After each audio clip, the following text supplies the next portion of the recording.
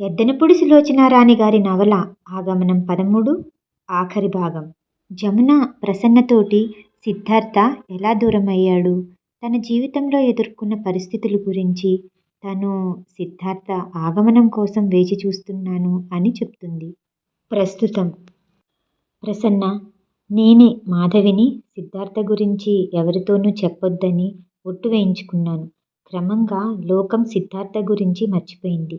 నేనొక పెళ్లి కాని తల్లినని, ఎవరో నన్ను మోసం చేశారని నా మీద రకరకాల కథలు ప్రచారంలోకొచ్చాయి.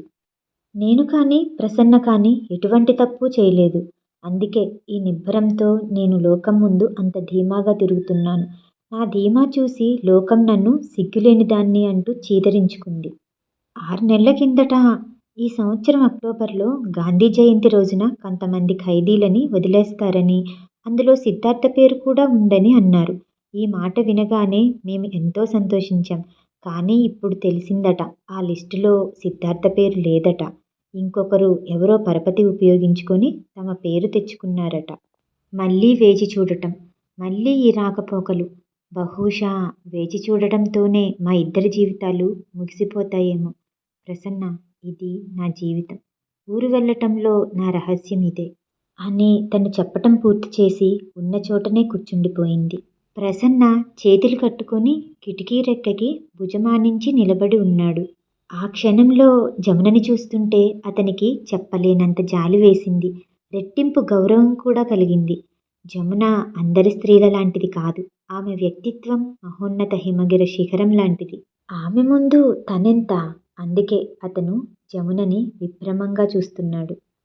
15 రోజుల తర్వాత ఆ రోజు ఆదివారం. జమున దీపుకి తలస్నానం చేయించి బట్టలు వేసి తలదువ్వుతుంది. ఈలోగా బయట కారు చప్పుడు అయింది.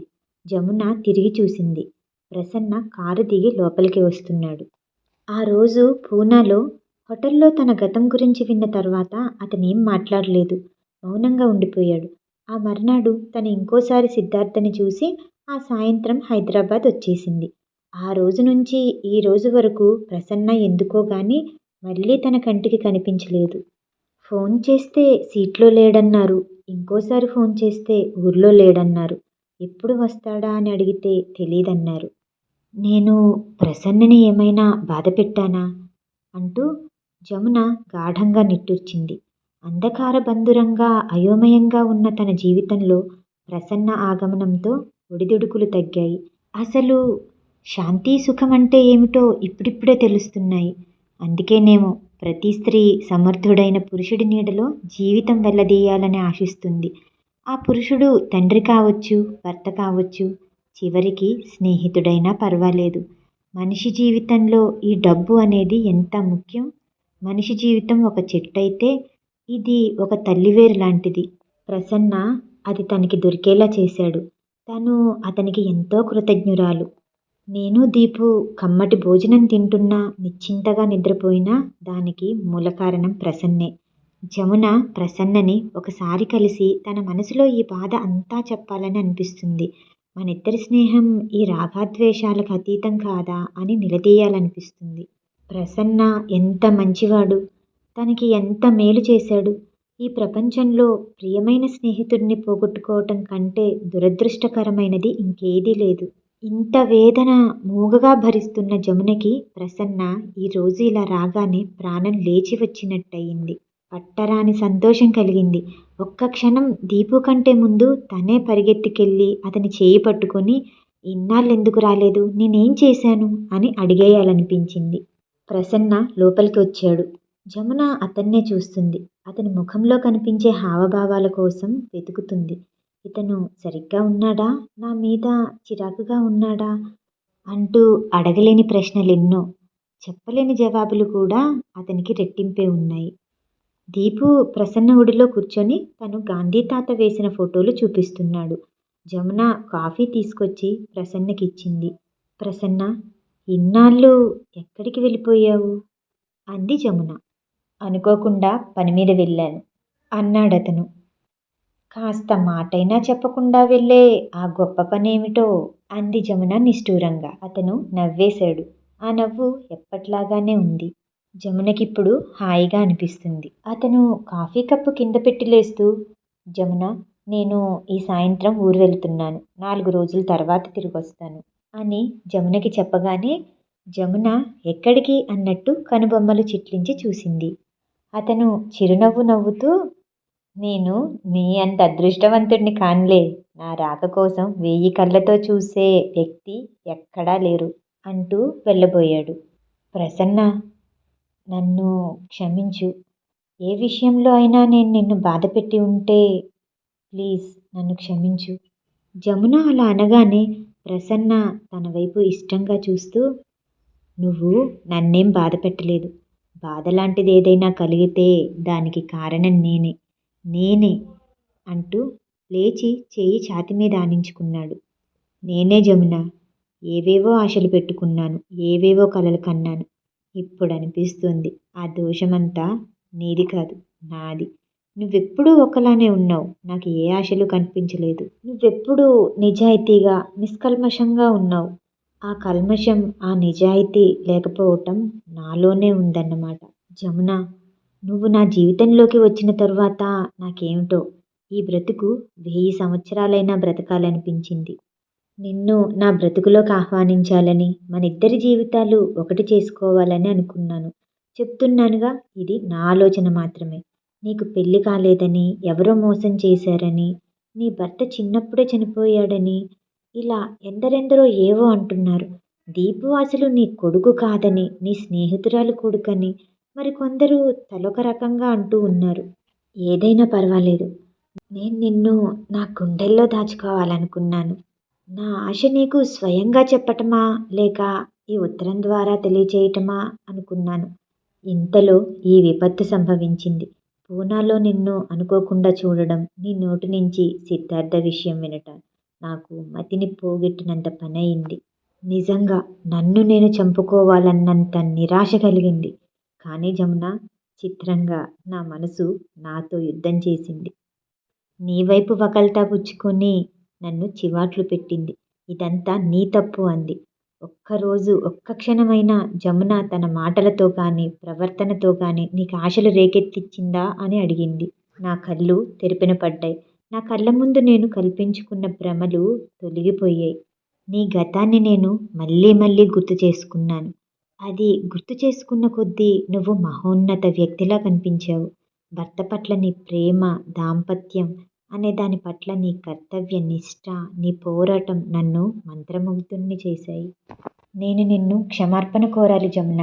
అప్పుడే నేను నీకు నిజమైన స్నేహితుడిని అవుతాను. అతను జమున తల మీద చేయి వేసి, నువ్వింకా అదృష్టవంతురాలివి అవ్వాలి జమున అని అంటూ వెళ్ళిపోయాడు.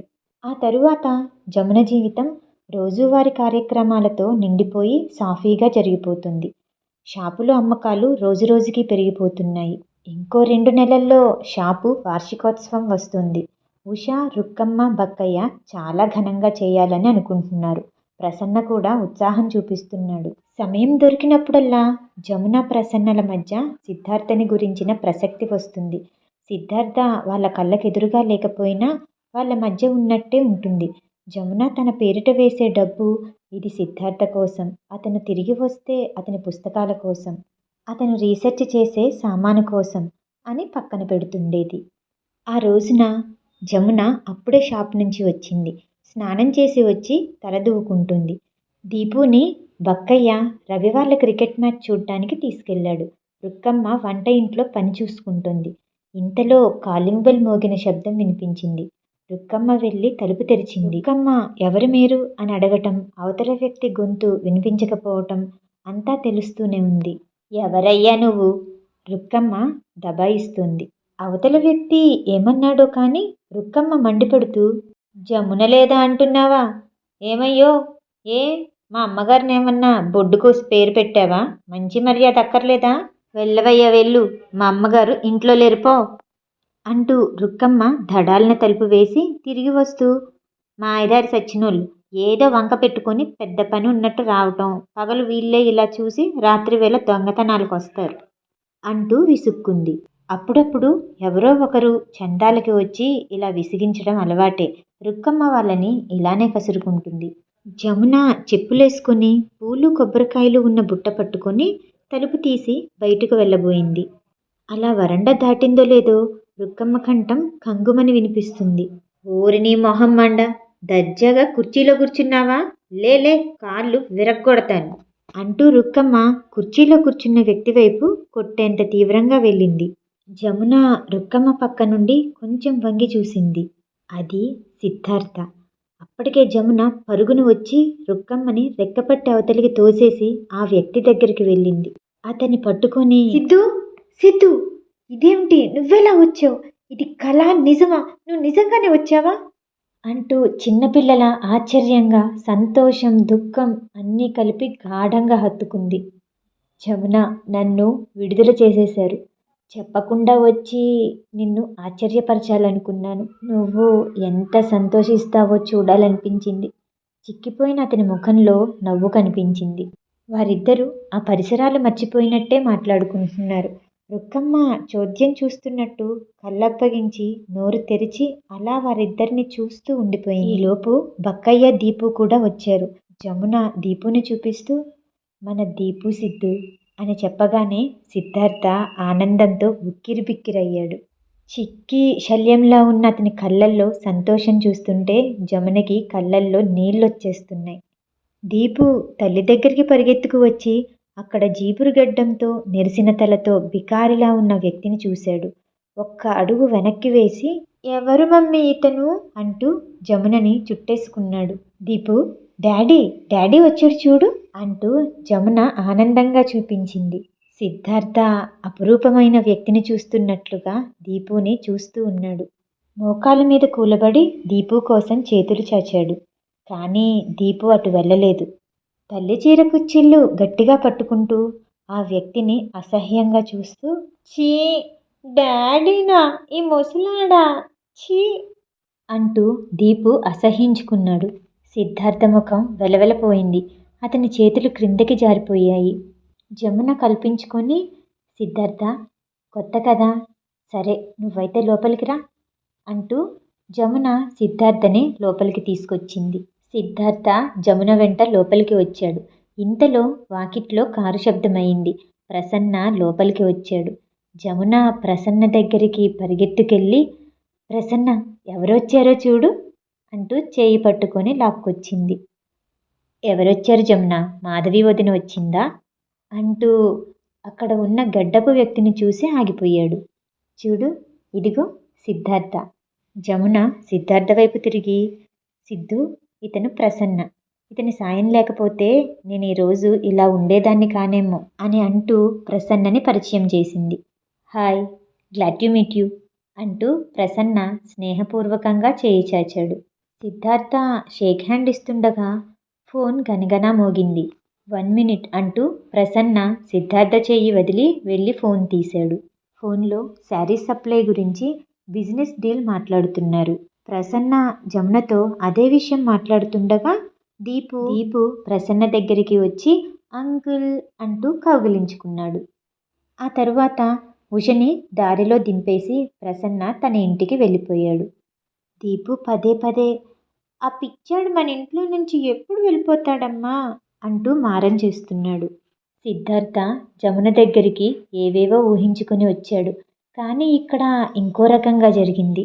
తను జమున దగ్గరికి వచ్చినట్లుగా లేదు. ఇంకా జైల్లోనే ఉండి వేచి చూస్తున్నట్టే ఉంది. జమున దీపు దగ్గర, సిద్ధార్థ దగ్గర ఉండలేక సతమతమైపోతుంది. జమున సిద్ధార్థ దగ్గర నుండి వచ్చేసరికి దీపు కర్ర ఒకటి తెచ్చి మంచం కింద దాస్తున్నాడు. దీపు, ఆ కర్ర ఎందుకు అంటూ జమున అడిగింది. మరే, ఆ పిచ్చాడు నిన్నేమైనా చేస్తే వాడి బుర్ర పగలకొట్టడానికి అంటూ సమాధానం చెప్పాడు దీపు. దీపుకి అలా మాట్లాడకూడదు అని నిద్రపుచ్చేసరికి చాలా రాత్రి అయింది. ఇటు సిద్ధుకి ఒళ్ళు కాలిపోతుంది, జ్వరం మండిపోతుంది. జమున దీపుని నిద్రపుచ్చి సిద్ధార్థ దగ్గరికి వచ్చి, నెమ్మదిగా అన్నీ సర్దుకుంటాయి సిద్ధు, నువ్వేం బాధపడకు అని అంటూ సిద్ధు తల మీద చేయి వేసిందో లేదో ఒళ్ళు కాలిపోవటం చూసి, సిద్ధు, నీకు ఒంట్లో బాగాలేదు. నువ్వు ఇన్నాళ్ళు పడిన వేదన సామాన్యమైందా?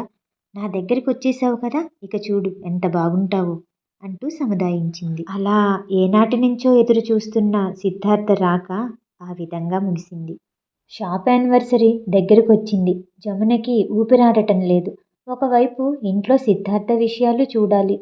అతను వచ్చిన తర్వాత 15 రోజుల పాటు జమున కంటికి రెప్పలా సాకి మందులు, టానిక్కులు అన్నీ ఇప్పించసాగింది. అప్పుడు సిద్ధార్థ కొంచెం కోలుకున్నాడు. సిద్ధార్థ అద్దంలో తనని చూసుకొని, దీపు నన్ను చూసి భయపడటంలో తప్పేం లేదు. నేను నిజంగానే చాలా భయంకరంగా ఉన్నాను అంటూ అతను గెడ్డం చేసుకొని క్రాఫ్ చేయించుకున్నాడు. ఇప్పుడు సిద్ధార్థ మొహం కాస్త నయం. జమున అతనికి బట్టలు కుట్టించింది. జమున అతనికి కళ్ళజోడు తెచ్చి ఇచ్చింది. జేబు పెన్నులో పెట్టి అతని మెడ చుట్టూ చేతులు వేసి అతని గుండెల్లో తలదాచుకుంటూ, సిద్ధు, ఈరోజు మళ్ళీ నా జన్మలో వస్తుందని అనుకోలేదు అంటూ ఎంతో సంబరపడిపోయింది. మనకి పట్టిన గ్రహణం విడిపోయింది జమున అంటూ గట్టిగా హత్తుకున్నాడు. అలా షాప్ యానివర్సరీ జరిగిపోయింది. అందరూ చాలా సంతోషంగా ఉన్నారు. జమున, ప్రసన్న వారి చలోక్తులతో విరగబడి నవ్వుతున్నారు. కానీ అక్కడ సిద్ధార్థ ఒక్కడు మిగిలిపోయాడు. ఆ ముసలాయన భర్త అంటుందేమిటి అంటూ మాటలు వినబడుతున్నాయి. ఇటుపక్క నుండి ఇంకో ఆవిడ, ఇంత సడన్గా ఎక్కడి నుంచి ఊడిపడ్డాడో ఈ మొగుడు అంటూ గుసగుసలు చెప్పుకుంటున్నారు. మరి ఆ ప్రసన్న ఆవిడ సంగతి ఏంటి? అదంతేలే, అసలు ఆవిడ అతనే మొగుడు పెళ్ళాలుగా ఉంటున్నారు. ఆ కొడుకు ఆ ప్రసన్నకి పుట్టినవాడే అంట అని నానా రకాల మాటలు సిద్ధార్థ చెవిలో పడుతున్నాయి. జమున అటువైపు వచ్చేసరికి వారి సంభాషణ మాయమైపోయింది. వాళ్ళు జమునని పొగిడారు. ప్రాణ స్నేహితుల్లా మాట్లాడారు. సిద్ధార్థ ఇంటికి వచ్చేశాడు. జమున అతని కోసం వెతికింది. అక్కడ లేకపోయేసరికి తను కూడా ఇంటికి వచ్చేసింది. ప్రసన్న వెనకాల దీపుని తీసుకొచ్చాడు. అతను వెళ్తుంటే జమున వాకిటి వరకు వెళ్ళి పంపించింది. సిద్ధార్థకి తనకి తానే జమున జీవితంలో వెలుపలనే ఉన్నట్టుగా అనిపించింది. వాళ్ళంతా ఒక కుటుంబంలా అనిపించింది. రుక్కమ్మ కూడా జమున ఉన్నప్పుడు ఒకలాగా, లేనప్పుడు ఒకలాగా విదిలించుకుంటూ మాట్లాడుతుంది. ఈ విధంగా అడుగడుగునా విదిలింపులు, తిరస్కారాలతో అతనికి ఆ ఇంట్లో తను పరాయివాడిలా అనిపించాడు. క్రమంగా అతను బయట ప్రపంచంలో ఏం జరుగుతుందో గమనించడం ఇష్టం లేనట్టుగా తన ఖగోళ శాస్త్ర అధ్యయనంలో మునిగిపోవటానికి ప్రయత్నించసాగాడు. ప్రసన్న సాయంత్రం వేళ వచ్చేవాడు. సిద్ధార్థ దగ్గరికి వెళ్ళి అతనితో ఏవో కబుర్లు చెప్పడానికి ప్రయత్నం చేస్తుంటే సిద్ధార్థ, జమున అక్కడ ఉంది, వెళ్ళండి అంటూ జమున ఉన్న వైపు వేలు చూపించేవాడు. ఒకసారి మధ్యాహ్నం వేళ సిద్ధార్థ తను రాస్తున్న కాగితాలు పక్కకి పెట్టి కవరు ఒకటి పోస్టు చేయటానికని పోస్టాఫీస్కి వెళ్ళాడు. అతను తిరిగి వచ్చేసరికి అతని కాగితాల నిండా ఇంకు ఒలకపోసి ఉంది. అతని పెన్ను విరిచి ముక్కలు చేసి ఉంది. సిద్ధార్థ తిరిగి చూసేసరికి అక్కడ దీపు చేతులు కట్టుకొని సగర్వంగా చూస్తూ నిలబడి ఉన్నాడు. దీపు, ఎందుకలా చేసావు అని అడిగేసరికి, నేను రోజు చేస్తాను. నువ్వు మా ఇంట్లో నుంచి వెళ్ళిపోయే వరకు నీ కాగితాలు నేను ఇలాగే చేస్తాను. అలా అంటుండగానే జమున, దీపు, ఏం చేస్తున్నావు అక్కడ అంటూ లోపలికి వచ్చింది. టేబుల్ మీద సీరాలో నానిపోయిన కాగితాలను చూసి, అయ్యయ్యో, ఎవరు చేశారిలా? మొత్తం పాడైపోయాయే. దీపు, నువ్వేనా ఈ పని చేసింది అని అడిగింది. సిద్ధార్థ నెల రోజుల నుంచి కష్టపడి తయారు చేసిన ఆర్టికల్ సర్వనాశనమైపోయింది. జమున దీపుని చెవు పట్టుకొని కొట్టబోయింది. దీపు ఏడుపు లంకించుకున్నాడు. షెడ్డులోకి పోయి వెక్కి వెక్కి ఏడవడం మొదలుపెట్టాడు. దీపు వెనకాలే వచ్చి దగ్గరికి తీసుకోబోయినా వాడు రాలేదు. జమునకి షాప్ పని ఒత్తిడి, దీపుని సముదాయించడము, సిద్ధార్థని చూసుకోవటము, వీటన్నిటికీ టైం చిక్కటం లేదు. షాప్ని చూసుకుందామంటే సిద్ధార్థ ఒంటరివాడవుతున్నాడు. సిద్ధార్థ దగ్గర ఉంటే షాప్లో ఏవో ఒక అవకతవకలు జరుగుతున్నాయి. సిద్ధార్థ వేరే ఉద్యోగానికి అప్లై చేస్తున్నాడు. కనిపించిన ప్రతి ఉద్యోగానికి దరఖాస్తు చేస్తున్నాడు. అది తన అర్హత కంటే చాలా తక్కువ అయినదైనా సరే. ఇలా చేస్తున్నప్పుడు జమున ఒకసారి చూసింది. చాలా కోపం వచ్చింది. నా డబ్బు నీది కాదా అని సిద్ధార్థని అడిగింది. అతను ఏమీ మాట్లాడలేదు. కానీ అతని ముఖంలో నీ డబ్బు మీద ఎంతసేపని ఆధారపడటం అన్నట్టుగా కనిపిస్తుంది. దానికి జమున ఏడుస్తూ యువతలకి వచ్చేసింది. ఏడుస్తున్న జమునని దీపు చూసి తన తల్లి ఆ పిచ్చాడి వల్లే ఏడుస్తుంది అని చెప్పి సిద్ధు దగ్గరికి ఆ క్రికెట్ బ్యాట్ తీసుకెళ్ళి తల మీద ఎడాపెడా బాధసాగాడు. సిద్ధార్థ ఎదురు తిరగటం లేదు. తల ఒళ్ళోకి దించుకున్నట్టు తల మీద చేతులు పెట్టుకొని వంగిపోయున్నాడు. జమున పరిగెత్తుకు వచ్చింది. దీపు దగ్గర బ్యాట్ లాక్కొని అవతల పారేసి వాడి రెక్క పట్టుకొని, వెధవ! ఏం పనిరాది, ఒళ్ళు బలిసిందా అంటూ కొడుకుని ఎడాపెడా చెంపలు వాయించేసింది. దీపు బిత్తరపోయి అక్కడ్నుంచి వెళ్ళిపోయాడు. జమున రక్తం చిమ్ముతున్న నుదురుని కొంగితో నొక్కిపట్టి రుక్కమ్మా అంటూ పిలిచింది. రుక్కమ్మ రాగానే రుక్కమ్మ డాక్టర్కి ఫోన్ చేయి అంటూ సిద్ధు సిద్ధు అంటూ అతని తలని గుండెలకి హత్తుకుంది. డాక్టర్ వచ్చి సిద్ధార్థ తలకి కట్టుకట్టారు. డాక్టర్ వెళ్ళేసరికి రాత్రి 10 అయ్యింది. దీపు ఎక్కడికి వెళ్ళాడా అని చూద్దామని వచ్చిన జమునకి ఎక్కడ వెతికినా కనిపించలేదు. జమున ప్రసన్నకి ఫోన్ చేసి, ప్రసన్న, దీపు నీ దగ్గరికి వచ్చాడా అంటూ జరిగింది మొత్తం క్లుప్తంగా చెప్పింది. ప్రసన్న అదంతా విని నేను వస్తున్నా ఉండు అని పావుగంటలో వచ్చాడు. దీపు కోసం మొత్తం వెతికారు. ఎక్కడా కనిపించలేదు. పోలీస్ స్టేషన్లో కంప్లైంట్ కూడా ఇచ్చారు. ఈలోపు ఫోన్ రింగ్ అయ్యింది. ప్రసన్న ఫోన్లో మాట్లాడుతూ అవును, 8 సంవత్సరాలు, నల్ల నిక్కరు, చారల హాఫ్ హ్యాండ్స్ షర్టు వేసుకున్నాడు, ఇప్పుడే వస్తున్నాం అంటూ ఫోన్ పెట్టేశాడు. జమున, దీపు రైల్వే స్టేషన్లో బెంచ్ మీద పడుకొని దొరికాడట అని ప్రసన్న చెప్పగానే జమున లేచింది. సిద్ధార్థ కూడా మంచం మీద నుంచి దిగాడు.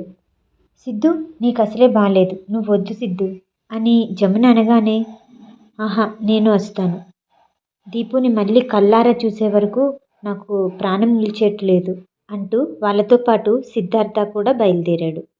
రైల్వే స్టేషన్కి వెళ్ళాక దీపు ప్రసన్న మెడని కౌగిలించుకొని ఏడుస్తూ, అంకుల్, అమ్మ నన్ను కొట్టింది.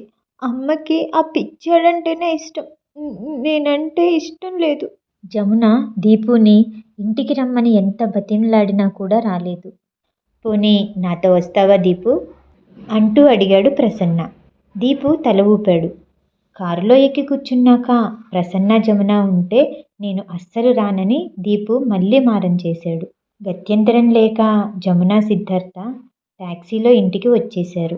వచ్చేదారిలోని జమున సిద్ధార్థ భుజానికి తల ఆనించి చాలా ఏడ్చేసింది. సిద్ధార్థ మనసులో నా మూలంగానే నీకు ఇన్ని బాధలొచ్చాయి, ఇందుకైనా నేను వచ్చింది అంటూ లోలోపల మదనపడసాగాడు.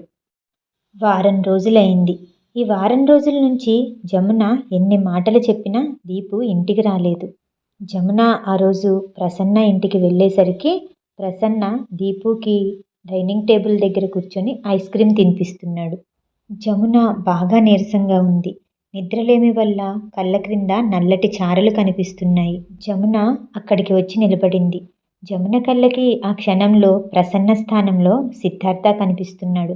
సిద్ధార్థ దీపు ఇలా ఉండే రోజు వస్తుందా అనుకుంటూ బాధగా ప్రసన్న పక్కనే ఉన్న చైర్లో కూర్చుంది. అప్పుడే వచ్చిన జమునని చూసి ప్రసన్న, జమున, ఎప్పుడొచ్చావు, సిద్ధార్థ ఎలా ఉన్నాడు అంటూ పలకరించాడు. జమునలో కనిపిస్తున్న నిస్సత్తువకి కారణం దీపు ప్రసన్న దగ్గర ఉండడం.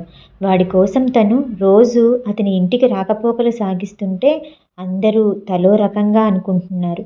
అసలు భర్త వచ్చేసరికి ఇద్దరి పని ఇరకాటాన పడింది. కొడుకుని అలా అక్కడ ఉంచితే తను వెళ్ళి రావచ్చుగా అని ఒకరు, అసలు ఆ కొడుకు అతనికి పుట్టినవాడేనా అని ఇంకొకరు. ఇలాంటి మాటలు సిద్ధార్థ చెవిన పడితే ఎలా అంటూ అందరూ వాగేవాగుడు గురించి చెబుతూ దీపు మూలంగా ఈ సమస్య వచ్చింది, 2 టన్నైనా సరే దీపుని ఇంటికి తీసుకెళ్లాలనిపిస్తుంది ప్రసన్న. ఇటు ఇంటికి వెళ్ళాలంటే చాలా భయంగా ఉంది. సిద్ధార్థ దీపు రాలేదా అని అడుగుతున్నాడు. రాలేదు అనగానే మౌనంగా తన గదిలోకి వెళ్ళిపోతున్నాడు. భోజనం కూడా సరిగ్గా చేయటం లేదు. నిద్రపోడు. నాకు కూడా ఇదంతా ఏమిటో చాలా గందరగోళంగా ఉంది. సిద్ధార్థ వస్తే నా జీవితంలో అన్ని బాధలు తీరుతాయనుకున్నాను. ఇలా కొత్త సమస్యలు తలెత్తుతాయని అనుకోలేదు అంటూ వాపోయింది. జమున, ఈ పరిస్థితుల్లో నువ్వు ఆవేశపడితే జరిగే నష్టం చాలా ఎక్కువ. దీపు విషయంలో నువ్వు చాలా జాగ్రత్తగా వ్యవహరించాలి. నేను దీపుకి నచ్చచెబుతున్నాను. డాడీ చాలా అందంగా ఉండేవాడని, యుద్ధంలో ఉండగా జబ్బు పడ్డాడని, డాక్టర్ ఒక మందుకి ఇంకో మందిచ్చాడని, అందువల్ల తల నెరిసిందని, చిక్కిపోయాడని, అలా మెల్లమెల్లగా వాడి మనసుకి ఫోటోలో ఉన్న సిద్ధార్థే ఈ సిద్ధార్థ అని నమ్మకం కలిగేలా చేస్తున్నాను. వాడు దారికి వస్తున్నాడు.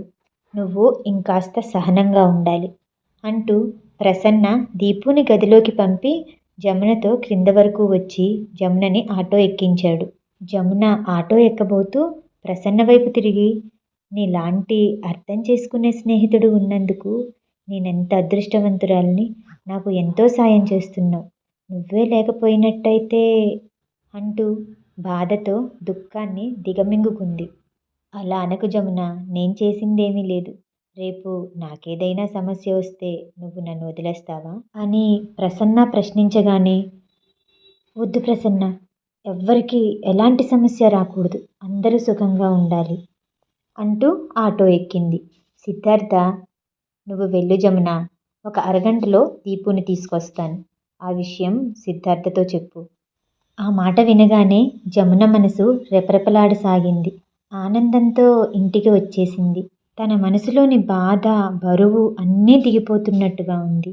ప్రసన్నకి ఎవరినైనా మంచి అమ్మాయిని చూడాలి. పెళ్లి చేసుకుంటే కానీ వీలు లేదని మొండిపట్టు పట్టాలి. ప్రసన్న తన మాట తప్పక వింటాడని నమ్మకం ఉంది. అలా అని ఆలోచిస్తూ ఉండగా జమున కళ్ళ ముందు ఉష కదిలింది. ఉష చాలా మంచి అమ్మాయి. ప్రసన్న అంటే ఆరాధనా భావం ఉంది. ప్రసన్న మంచినీళ్ళు అడిగినా తన వెంట కారులో దింపుతా అన్నా ఉషకి ఎంత ఆనందమో. ఉష అతని నుంచి ఏదీ ఆశించదు. అతనంటే ఇష్టం అంతే. కానీ ప్రసన్న ఒప్పుకుంటాడా? ఆర్థికపరమైన వ్యత్యాసం ఎంతో ఉంది అని ఆలోచిస్తూ ఇంట్లోకి నడిచింది. రుక్కమ్మా, రుక్కమ్మా, దీపు వస్తున్నాడు. వాడికి పాయసం ఇష్టం కదా, చేయరాదు అని అనుకుంటూ ఇంట్లోకొచ్చింది. అయ్యో అవునా అమ్మా, క్షణంలో చేసేస్తాను అంటూ రుక్కమ్మ హడావుడిగా వంటగదిలోకి వెళ్ళిపోయింది. జమున సిద్ధార్థ గది వైపు పరిగెత్తింది. ఆ గది తలుపులు ఎప్పట్లాగానే దగ్గరికి చేరవేసి ఉన్నాయి. గది తలుపులు తోస్తూ సిద్ధూ అంటూ పిలిచింది. జమున హఠాత్తుగా ఆగిపోయింది. అక్కడ టేబుల్ పక్కన ర్యాక్లో ఉండాల్సిన పుస్తకాలు లేవు. ఆ అరంతా ఖాళీగా ఉంది. అక్కడ చెప్పులు లేవు. టేబుల్ మీద ఎత్తుపెట్టిన కాగితాలు గాలికి రెపరెపలాడుతున్నాయి. జమున వాటిని తీసి చూసింది. అది ఉత్తరం. సిద్ధార్థ రాశాడు. అందులో ఇలా ఉంది: జమున, నేను వెళ్ళిపోతున్నాను. నువ్వు బాధపడొద్దు. నేను రాత్రింబవళ్ళు ఈ సమస్యకి పరిష్కారం ఏమిటా అని ఆలోచించాను. నేను మీ నుంచి దూరంగా వెళ్ళిపోవటం ఒక్కటే సరైన పరిష్కారం. ఇప్పుడు అదే చేస్తున్నాను. ఇప్పుడు నేను చూస్తున్న జమున నేను వదిలి వెళ్ళిన జమున కాదు. ఆ జమున సిద్ధార్థ భార్య. సిద్ధార్థకి వంట చేసి పెట్టడం, సిద్ధార్థకి కావలసిన పుస్తకాలు కొని తెచ్చి పెట్టడం, ఆర్టికల్స్ రాయటంలో అతనికి సాయం చేయటం, ఈ మతిమరుపు మనిషి ఆలనా పాలనా చూడడం, ఇది ఆ జమున జీవితం. నేను ఇప్పుడు చూస్తున్న జమున ఈ జమున వేరు. ఈమెకి తనది అనే ఊపిరాడని ఒక వ్యాపారం ఉంది. ఆమెని నమ్ముకొని ఆమె మీద ఆధారపడి బ్రతికే మనుష్యులున్నారు. వారి మంచి చెడులు ఆమె బాధ్యతే. ఈ జమునకి సమాజంలో ఒక హోదా, పరపతి ఉన్నాయి. ఈ బాధ్యతలతో క్షణం తీరదు. నా కోసం కాలం, ఆలోచనలు వినియోగించాలంటే ఆమె ఆ బంధాలు తెంచుకోవాలి. వాళ్ళకి దూరంగా జరిగిపోవాలి. నేను జైలు నుంచి వచ్చేసరికి ఈ జమున జీవితంలో ఖాళీ అనేది లేకుండా ఎవరెవరో నిండిపోయారు. వారితో ఆమె అనుబంధం ముడిపడిపోయింది. జమున, నేను దేనికి నిన్ను తప్పు పట్టడం లేదు. పొరపాటుగా కూడా అలా అనుకోను. ప్రసన్నతో నీ చనువు, స్నేహాన్ని శంకిస్తున్నానని కలలో కూడా అనుకోకు. ప్రసన్న నీకు ఎంత మంచి స్నేహితుడో నాకు తెలుసు. అలాంటి స్నేహాన్ని ఏర్పరచుకోవటం, దాన్ని పదిలంగా కాపాడుకోవడం నీ ఒక్కదానికే తెలుసు. అందుకే నువ్వంటే నాకు చాలా ఇష్టం. నేను బాగా ఆలోచించాను జమున. నేను ఇలా మీకు దూరంగా వెళ్ళిపోవడానికి మీరెవ్వరూ కారణం కాదు. నా మనసే నన్నే దూరంగా లాక్కెళ్ళిపోతుంది. ఎందుకో తెలుసా? ఈ జీవితంతో నేను రాజీ పడలేకపోతున్నాను. నేను నిన్ను ఈ క్షణంలో నీ జీవితంలో ఆ అనుబంధాలన్నీ తెంపుకొని నాతో రమ్మనటం చాలా అన్యాయం. ఆ సంగతి నాకు తెలుసు. నేనే నీతో ఉండిపోదామా అంటే అది నా వల్ల కావడం లేదు. ఈసారి శాశ్వతంగా దూరంగా వెళ్ళిపోతున్నాను జమున. ఉంటాను, నీ సిద్ధు. జమునకి ఆ ఉత్తరం చదివేసరికి ముఖం నిండా చెమటలు కారుతున్నాయి. పెదవులు వణుకుతున్నాయి. ఇంతలో ప్రసన్న దీపుని ఎత్తుకుని అక్కడికి వచ్చాడు. దీపు కూడా చిన్నగా డాడీ అనుకుంటూ అతని చేయి వదిలించుకొని ఆ గదిలోకి పిలుస్తూ వచ్చాడు. దీపు తల్లి చేతిని పట్టుకొని కదుపుతూ మమ్మీ, డాడీ ఎక్కడా అని అడిగాడు. జమున చేతుల్లో ముఖం దాచుకొని ఏడవసాగింది. 5-6 నెలలు గడిచాయి. ప్రసన్న, ఉష నెల రోజుల క్రితం వివాహం చేసుకున్నారు. ఇద్దరూ రిజిస్టర్ మ్యారేజ్ చేసుకున్నారు. జమునే దగ్గరుండి సాక్షి సంతకం చేసింది. ప్రసన్న ఉషని వివాహం చేసుకుంటానని జమునకి చెప్పాడు. జమున మగవాడు 2 విషయాలు కోరుకొని పెళ్లి చేసుకుంటాడు. తాను ప్రాణప్రదంగా ప్రేమించిన అమ్మాయిని వివాహం చేసుకుని ఆమె ద్వారా తన రక్తాన్ని పంచుకొని పుట్టే పిల్లల్ని కనటం. ఇవి ఎవరికో కానీ సాధ్యం కావు. రెండోది, తన జీవితంలో సమస్యలు సృష్టించకుండా అంతర్వాహినిలా ప్రవర్తిస్తుండే వ్యక్తి భార్యగా కావాలని కోరుకుంటాడు. నాకు మొదటిది సాధ్యపడలేదు. రెండోది సమంజసంగా అనిపిస్తుంది. భార్యాపిల్లలు లేని మగవాడి జీవితం పరిపూర్ణం కాదు. అతన్ని సమాజం అనుమానంగా చూస్తుంది. నేను పెళ్లి చేసుకోబోయే యువతి ముఖ్యంగా నిన్ను ఇష్టపడిన వ్యక్తి అయి ఉండాలి. మనిద్దరి అనుబంధం ఏమిటో క్షుణ్ణంగా తెలుసుకొని మనతో పాటు కలిసిపోయే మనిషి అయి ఉండాలి. అది నాకు చాలా ముఖ్యం. ఈ రకంగా ఆలోచిస్తే నాకు అన్ని విధాలా ఉషే తగని వ్యక్తిగా అనిపించింది. ఉష ఇష్టపడితే నేను పెళ్లి చేసుకుంటాను. ఉష ఈ మాట వినగానే జమున కాళ్ళకి వంగి నమస్కారం చేసింది. అక్క, నేను ఇంత అదృష్టవంతురాలిని అంటే నమ్మలేకపోతున్నాను. నేను ఈ రకంగా నీ దగ్గరే ఉండిపోవచ్చు అంటూ ఆనందంగా చెప్పింది. అలా ప్రసన్న సింపుల్గా రిజిస్టర్ మ్యారేజ్ చేసుకున్నాడు. అందరూ అతను ఉషని చేసుకోవడం చూసి ఆశ్చర్యపోయారు. ప్రసన్న తన పెళ్లి కోసం ఎందుకింత త్వరపడ్డాడో జమునకి బాగా తెలుసు. సిద్ధార్థ తనని వదిలి వెళ్ళిపోయాడు. ఇలానే ఉంటే ప్రసన్నని తనని కలిపి సంఘం చాలా అనరాని మాటలు అంటుంది. తనకి పెళ్ళైతే తప్ప ఈ కారుకూతలు పోవని ప్రసన్న గ్రహించాడు. అందుకే అతను త్వరగా నిర్ణయం తీసుకున్నాడు. నెల రోజుల క్రితం సిద్ధార్థ కేరళలోని త్రివేంద్రం దగ్గర కొత్తగా నెలకొల్పిన సైన్స్ సిటీలో నక్షత్ర శాఖ విభాగంలో ఉద్యోగం వచ్చిందని, అతను అక్కడున్నాడని ప్రసన్న చెప్పాడు. జమున, అక్కడికి వెళ్దాం పదా అన్నాడు ప్రసన్న. జమున పెదవుల మీద విరక్తి నిండిన చిరునవ్వుతో నీకేమైనా పిచ్చా ప్రసన్న? అతను కావాలని కోరుకొని ఇక్కడ నాతో సుఖం లేదని నిర్ణయించుకొని నా నుంచి దూరంగా వెళ్ళిపోయాడు. ఇప్పుడు నేను అతని వెంటపడాలా అంటూ ఎంతో బాధని దిగమింగుకున్నట్లుగా స్పష్టంగా అంటుంది. సిద్ధార్థ వెళ్ళిపోయిన తరువాత జమున హుందాగానే ఉంది. అతని కోసం ఏడవలేదు, వెతకలేదు. తనని అన్యాయం చేశాడని తిట్టనూ లేదు. చాలా గంభీరంగా ఉంది. ఆ సంఘటనని తిట్టుకుంది. జమున వ్యాపారం చాలా వృద్ధి చెందింది. కానీ జమున కళ్ళల్లో కాంతి లేదు. ఇది గమనిస్తున్న ప్రసన్నకి చాలా బాధగా ఉంది. ఆ రోజు కూడా జమున ఇలాగే కూర్చొని ఉంది. ప్రసన్న ఆనందంతో పరిగెత్తుకు వచ్చి జమున, జమున, ఇది విన్నావా? సిద్ధార్థకి బహుమతి వచ్చింది. జమున కళ్ళల్లోకి ఆ పేరు వినగానే చెంగున కాంతి దూకొచ్చింది. ప్రసన్న చదివి వినిపించాడు. ఆస్ట్రేలియా జాతీయ విశ్వవిద్యాలయం జపానీస్ ఖగోళ శాస్త్రవేత్తలు అయిన డాక్టర్ ఎం ఫుజిమోటో, డాక్టర్ టి ముర్రిల ఆధ్వర్యంలో ఏర్పాటు చేసిన నక్షత్ర కుటుంబాలు, వాటి తీరుతెన్నులు అనే ఆర్టికల్స్ రాసిన వారిలో సిద్ధార్థకి బహుమతి వచ్చింది.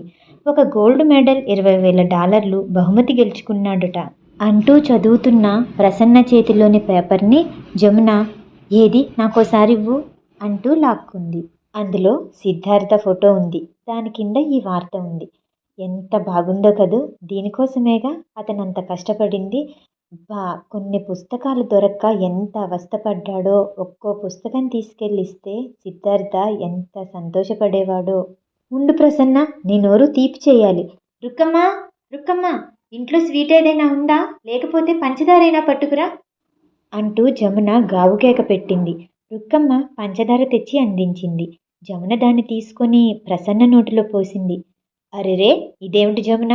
ఇది సిద్ధార్థ నోటిలో పొయ్యాలి గాని అన్నాడు.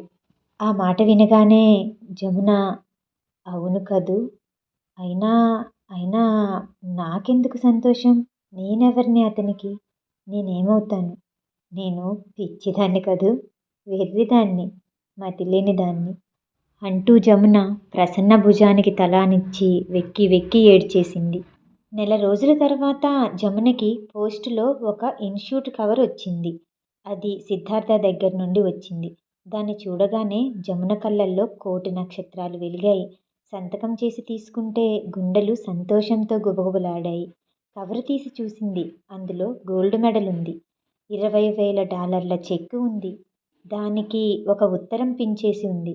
అందులో ఇలా ఉంది: జమున, నేను జైలులో ఉండగా రాసిన ఆర్టికల్కి ఆస్ట్రేలియా ప్రభుత్వం ఇవి బహుమతిగా ఇచ్చింది.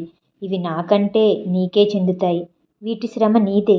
వీటిని అందుకునే అధికారం నీకే ఉంది. అందుకే నీకే పంపిస్తున్నాను. జమున, నీకు నా అభినందనలు. నువ్వు పడిన శ్రమకి ఫలితం దక్కింది. ఇట్లు సిద్ధార్థ. ఇంతలో ప్రసన్న అక్కడికి వచ్చాడు. ఏమిటి జమున అవి అని అన్నాడు.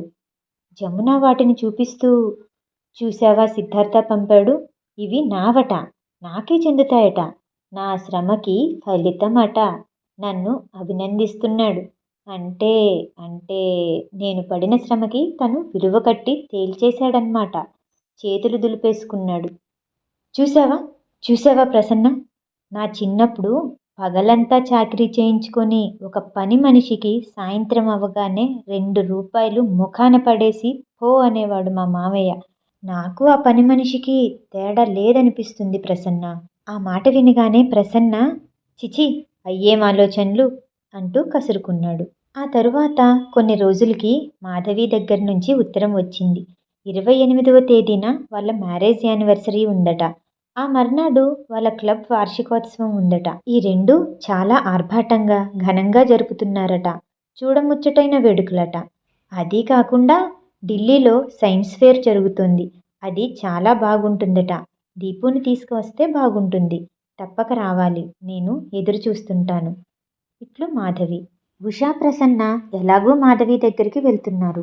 జమునని కూడా రమ్మని బలవంతం చేశారు. ఉషకి కూడా జమునని ఒంటరిగా వదిలేసి వెళ్ళడం అస్సలిష్టం లేదు. అలా జమున ప్రసన్న ఉషతో పాటు ఢిల్లీ వెళ్ళింది. ఆ రోజు ఉదయం బ్రేక్ఫాస్ట్ చేస్తుంటే మాధవి హడావుడిగా వచ్చింది. జమున, నా ప్రాణం మీదకి వచ్చిందే.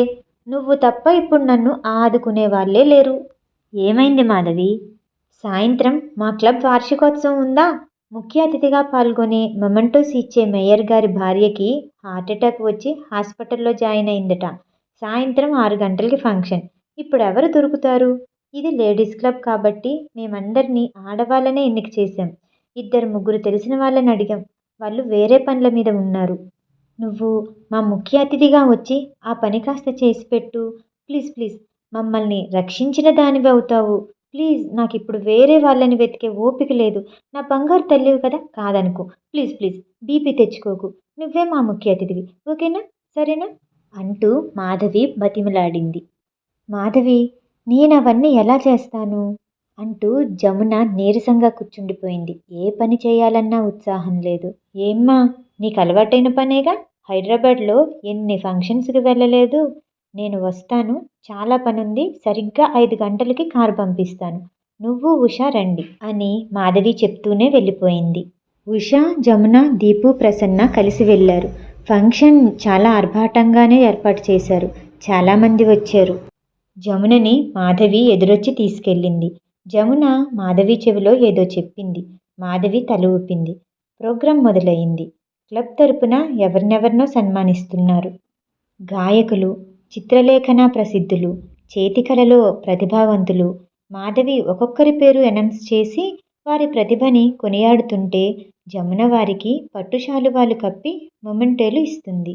మాధవి పేరు అనౌన్స్ చేసింది. సిద్ధార్థ.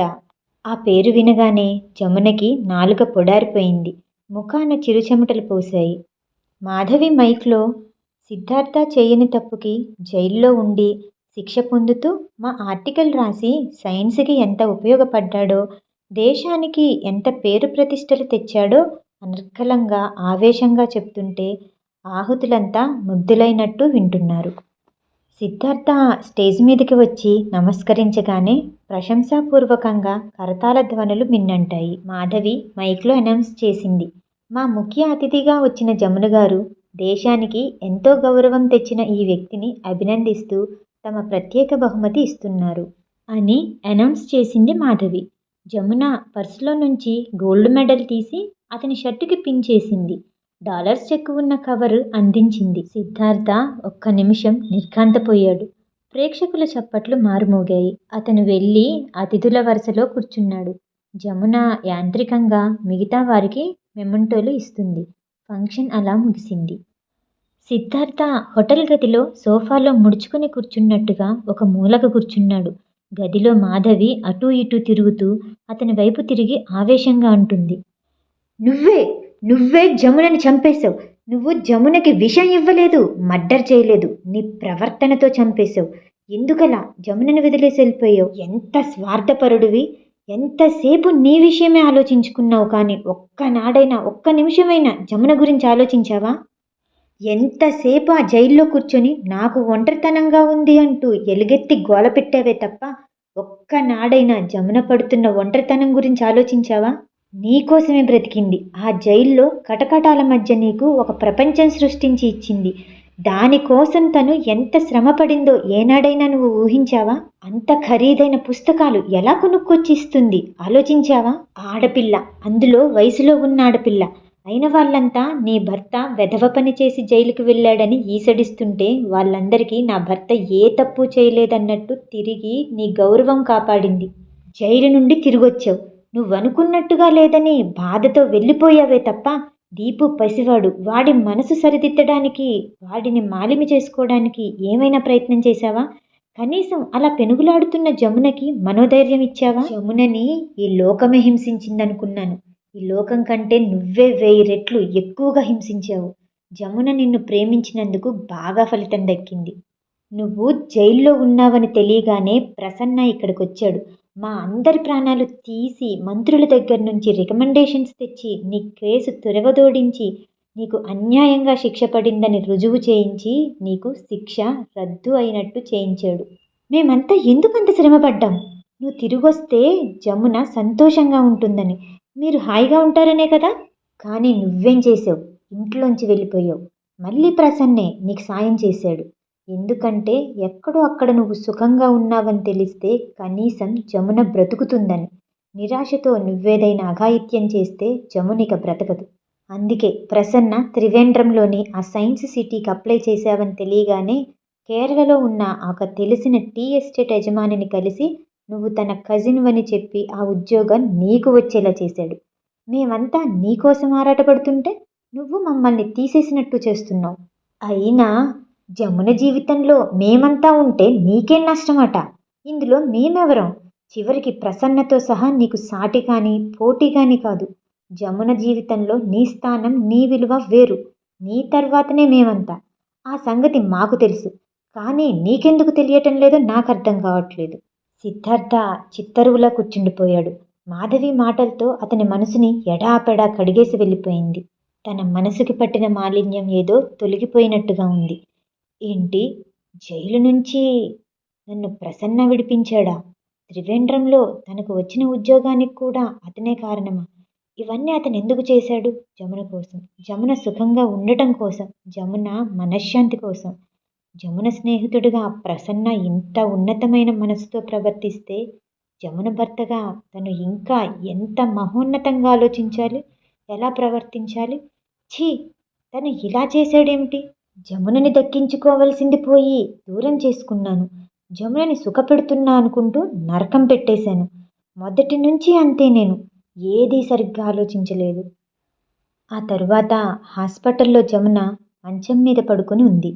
ఆ ముఖం రక్తహీనంగా పాలిపోయినట్టుగా ఉంది. ఆ కళ్ళల్లో ఆశ, నిరాశలు, రాగద్వేషాలు ఏవీ లేవు. చాలా నిర్లిప్తంగా, ఈ లోకంతో తనకి పని లేనట్టుగా. నర్సు వచ్చి, మేడం, మిమ్మల్ని కలవడానికి ఎవరో వచ్చారు అని చెప్పింది.